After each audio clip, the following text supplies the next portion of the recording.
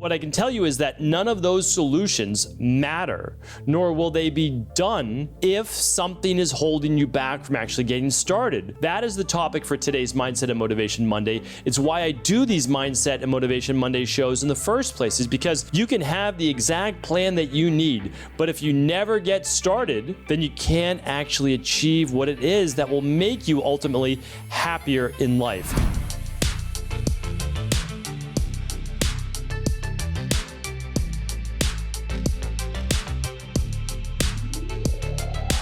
Hey everybody, welcome back to the Cabral Concept. Brand new week here. Can't wait to get into our Mindset and Motivation Monday. One of my personal favorite shows of the week, probably my favorite show of the week. Love being able to talk about what really matters moving the needle. So I can share with you all the different functional medicine, integrative health, Ayurvedic, bioregulatory, all the different health-based solutions to many people's issues, just simply based on having an amazing career where I've been able to work with well over now 300,000 people, and of course with a great team. None of this is ever done alone. I have an amazing team that I've worked with. I've had amazing mentors over the years, and we've really figured out a lot of these things based on also our predecessors, the people that came before us. You know, they're the ones that trailblazed, and I hope that maybe in some small way as well, I will be or have had some effect on the next generation of naturopathic doctors, integrative health practitioners, etc. But what I can tell you is that none of those solutions matter, nor will they be done if something is holding you back from actually getting started. That is the topic for today's Mindset and Motivation Monday. It's why I do these Mindset and Motivation Monday shows in the first place, is because you can have the exact plan that you need, but if you never get started, then you can't actually achieve what it is that will make you ultimately happier in life. So I want to go over that, and I do want you to know, and I think that most people know this by now, I think deep down they do, is that there is a solution. There literally is an answer for almost everything in the world that may ail you. And just my specialty happens to be health. But there are people that specialize in relationships or finance or business, like any of these things, right? Dating, all the, there's people that specialize in that. They have an answer. It's out there. The first person you meet, the first book you read, the first course you take, it might not be it, but it is a learning progression. But you don't progress to finally finding your answer if you don't get started. And so many people are held back by this. They're held back by the fear of failure. What does that mean? It simply means that they are worried that the next time they go to try another solution, let's just use, for example, weight loss, another weight loss plan, they lose 5 pounds, they lose 10 pounds, and then they just gain it back, right? They're worried about that happening again. It's normal. Like, again, that's happened to many, many people. There's that fear of failure. But there's also the fear of success. What's the fear of success? Fear of success is that you may actually succeed. And let's say you need to lose and want to lose 70 pounds, 100 pounds. But let's say that your family are also all 70 to 100 plus pounds overweight, or your friends, your circle that you are you feel like you're a community with. You might actually subconsciously worry that they will no longer accept you as part of that group if you lose the 70 pounds, 100 pounds. Again, this is just one example, but these are real world examples. And a lot of people say, no, that's not me, that's not, how I look at it. But again, think about this. Let's say you go out on Friday nights with a bunch of your buddies, a bunch of your friends, whatever it might be. And let's say you always go out and you have drinks together. Well, what if you need to stop drinking alcohol for your health? Good. You succeeded at doing that. Now you're improving your health. But do you worry you'll also have lost those friends in the process, right? Can you be friends with those individuals and go out? Can you still have a good time without consuming alcohol? So these are things that we need to think about, because sometimes they are silently sabotaging our success in the background. But again, I think it gets even deeper than this. Most people don't get started because, one, they don't necessarily have the confidence, but two, they know where they're at right now in their life. So even though it may be very uncomfortable, that they don't like where they are, that they have bigger dreams for themselves, they're okay with not venturing into the unknown, because even though this is not the ideal life that they pictured, they understand it, They feel safe in their own way, even though it's not ideal, because they know what's coming next.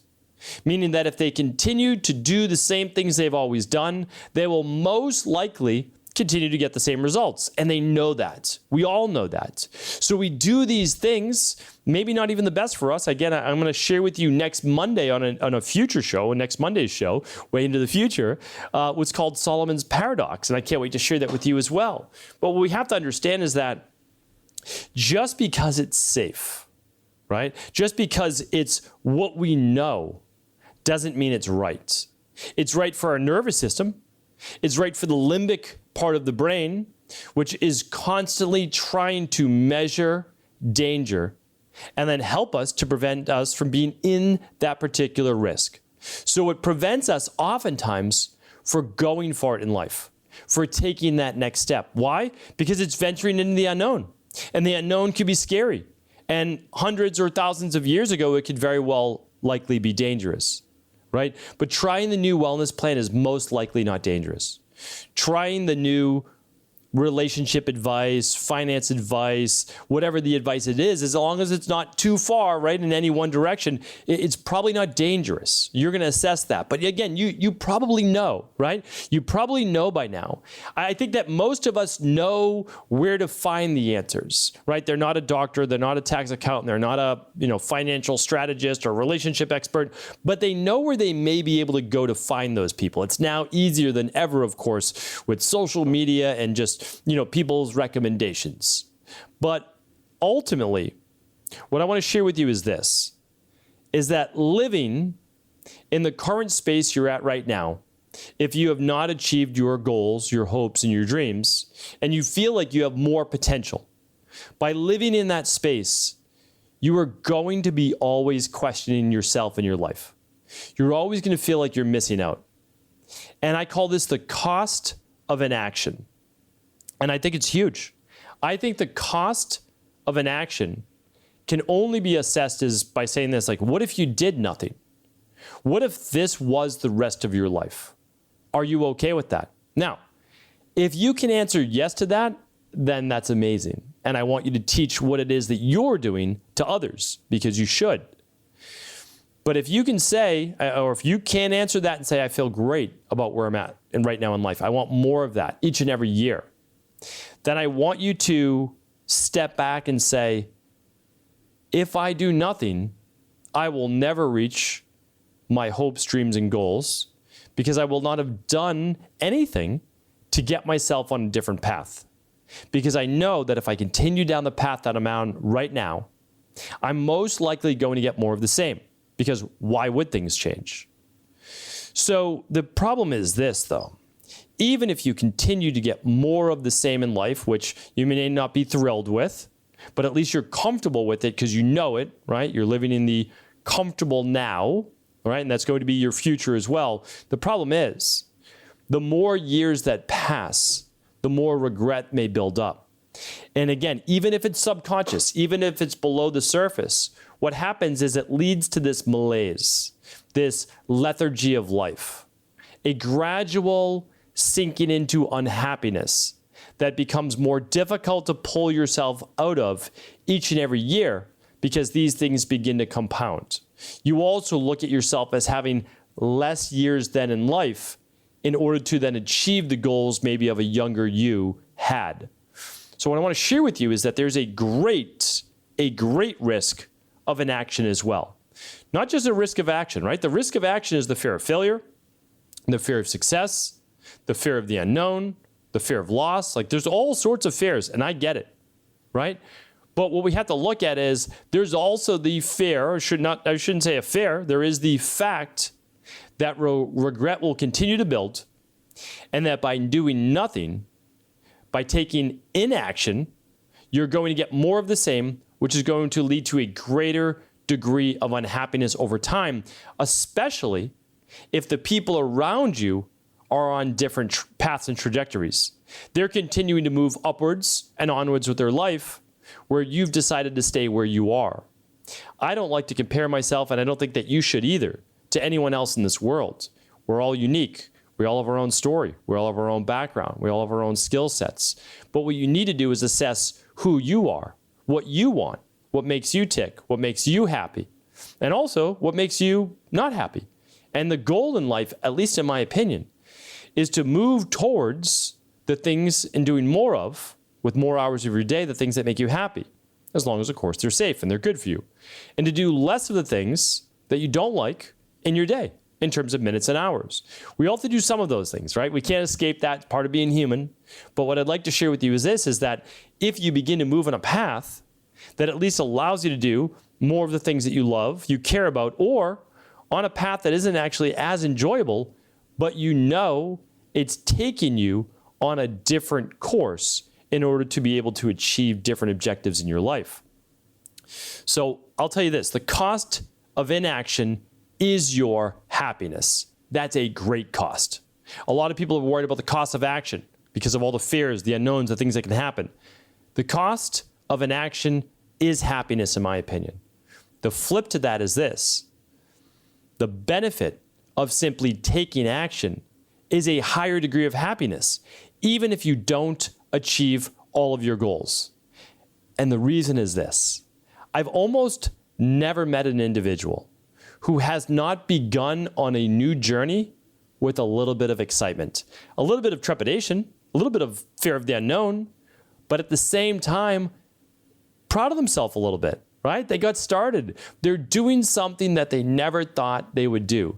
They're beginning to question, who am I, right? Who am I, this person that's taking this action, doing this thing? It feels good. It's invigorating. It begins to boost more dopamine levels, right? Norepinephrine levels. And so what you want is just not to overwhelm yourself in the process. You just want to actually be able to gather the information, right? Garner the plan based on other individuals like you who have been successful, right? From an expert, ideally, right? Whatever that is. And begin to work that plan. Not all of it at once. Begin to work the plan. By working the plan little by little, you begin then to gain confidence along the way. Because you're like, oh yeah, I could do that, right? I can wake up in the morning and have a glass of water and begin to hydrate my body before I start to have coffee or those things. Okay, I can do that. Now, next thing you know, you're making a smoothie for breakfast. Next thing you know, you're going for a walk. You're lowering those postprandial glucose levels. You're getting in your steps for the day. You're moving the lymphatic system. You're like, okay, I can do the water. I can do the smoothie. I can do the steps. What's the next thing? And you begin to build off of that.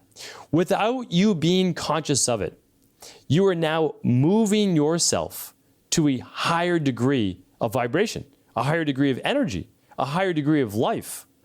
All of those actions, even if they have not met yet your specific goals in life, your true potential, it's increasing your happiness factor.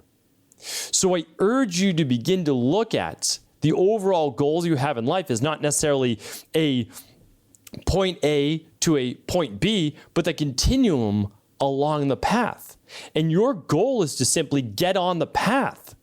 But if you are stopped because of the fears of success, the fear of failure, the fear of the unknown, the saying, I'm just going to stay where I am because at least I know that is ultimately going to move you backwards.